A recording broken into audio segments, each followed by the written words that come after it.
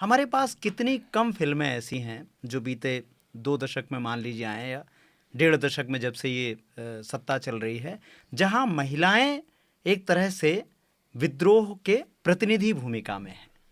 नायक तो है ही नहीं, भूल जाइए, लेकिन उसमें से भी विषय वस्तु नहीं है।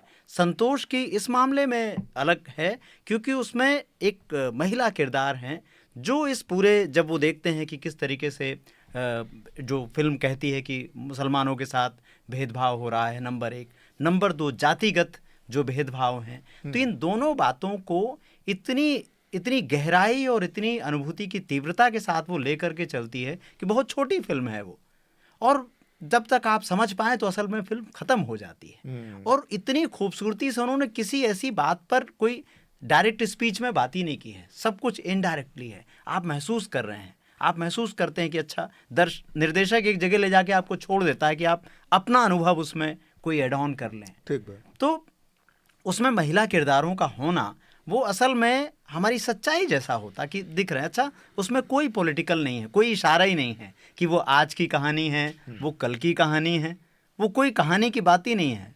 जब मैं उसको देख रहा था तो मुझे उनका राहत इंदौरी का एक किस्सा याद आ गया कि वो कहा करते थे ना कि उन्होंने कहा कि भाई सरकार चोर है, तो फिर पुलिस उठा के ले गई, फिर थानेदार ने पूछा तो उन्होंने कहा कि मैंने ये थोड़ी कहा कि कौन सी सरकार चोर है। कौन सी सरकार? अमेरिका की भी हो सकती है। तो थानेदार कहता है कि क्या तुम नहीं जानते कि कौन सी, हम नहीं जानते कि कौन सी सरकार चोर है। तो वो ये कहता है थानेदार कि हम जानते हैं कि कहाँ की सरकार चोर है।